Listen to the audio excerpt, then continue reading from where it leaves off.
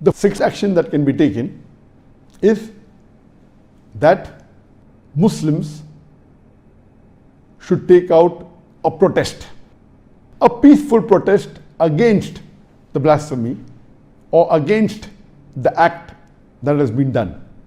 But we should make it a point that the protests should be peaceful.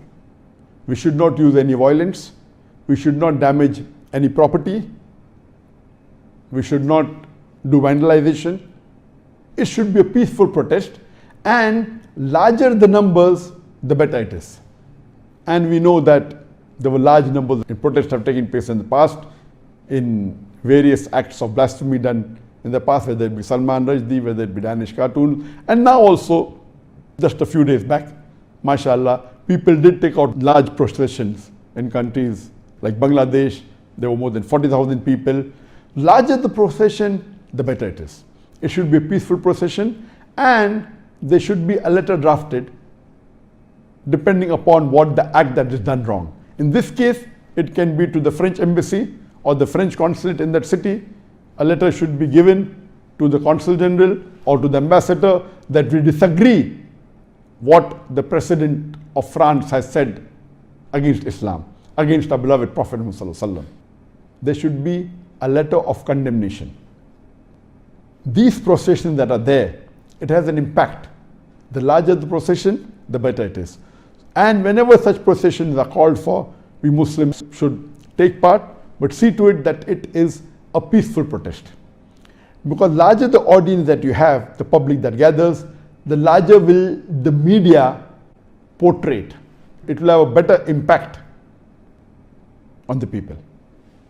The seventh action that a Muslim can take is that if that act is such that it is promoted by a particular country, like the act what happened in the beginning of this month was by France, by President Macron, then the Muslims can call for a boycott of the products of that country.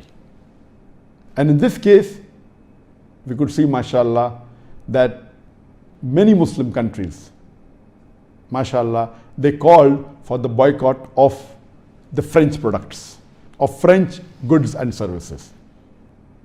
And alhamdulillah, inshallah, it will have a great impact on France.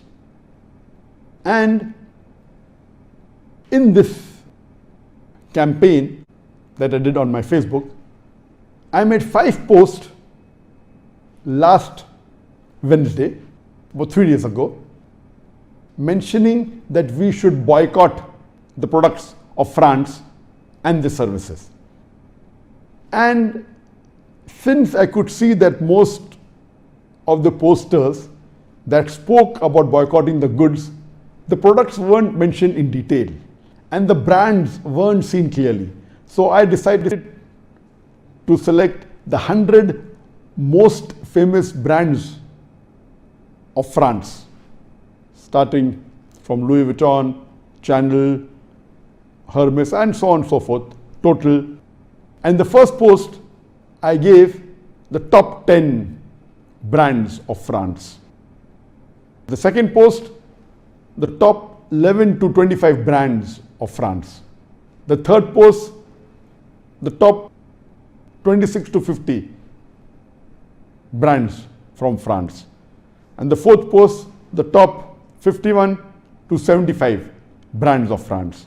And the fifth post, top 76 to 100. So I divided so that the brands could be seen clearly.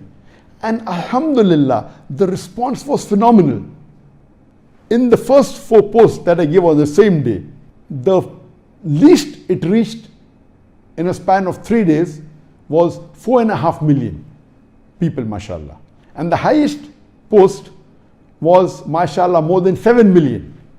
Normally, on my Facebook, as I told you, though there are 22.6 million followers, normally when I give a post, it reaches about 500,000 people, 800,000 people. If it's more popular, 1 million, sometimes 2 million. But mashallah, this time, though all the posts were similar, one post reached more than 7 million in a span of less than 3 days.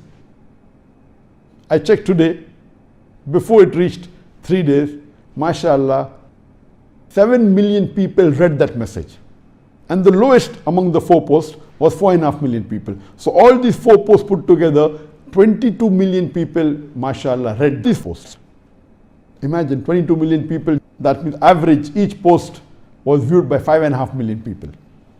As I said, that when a campaign is done, we should see to it that we don't leave all our activities. I decided to do this campaign on my Facebook for 5 days only, because I'm involved in other dawah activities. We should not stop all other activities, and all of us are concentrating on this for months together. Yes, we have to take out some time, maybe 5 days, 6 days, 1 week, and then continue with activities. And there should be others who carry forward, which I will discuss later in my 14th point. So banning the products has a great impact. And when this was done in 2006, in relation to the Danish cartoons against the Prophet, when there were 12 cartoons that were printed in the Danish newspaper, alhamdulillah, according to estimate, they went in a loss of somewhere close to $2 billion. And it has a great impact. This is the 7th point. The 8th point is that every Muslim should contribute for this cause, whatever he can. If he is a rich man, he can give a big amount. Even if he is poor, he should not say that what will my few dollars do? Because if Allah has given someone a capacity to donate $10 million and he donates only $1 million, and Allah has given someone a capacity to donate $10 and he donates $20, this poor man who donates $20 will get multiple times more sawab than the rich man who has donated $1 million. So Allah will see on what capacity he has given you. Based on that. So percentage is more important than the amount. If Allah has given you a capacity to spread the message to 1 million people, and you spread it only to 500,000 people, Allah has given you a capacity to spread to 100 people, and you spread to 200 people, your sawab will be much more than the other person. So whatever you can contribute for the full cause, whether to have protests or whether to have programs, whether to put on the billboard, give it to organizations involved in this, or donate for the cause, whatever you can, at least there is a sense of belonging that you are giving your hard-earned money for this cause to the best of your ability. I am putting the points in the order that a common man can do, and then going to those points which is difficult for everyone to do. So as far as the first 8 points are concerned, almost all the Muslims can get involved.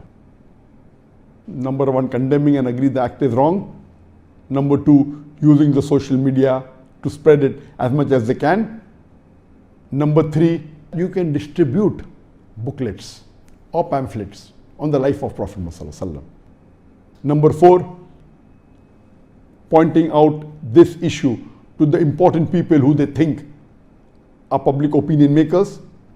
Number 5, you can put billboards, hire big billboards in important cities and put statements of our beloved Prophet, the hadith of the Prophet, what non-Muslims said about the Prophet, statements of important non-Muslim personalities, how they praise the Prophet. Number 6 is taking out a peaceful protest procession. Number 7 is banning the product of that country if it involves. The 8th point is that every Muslim should contribute for this cause, whatever he can. Depending upon the blasphemy and who has done it, these 15 points will keep on differing.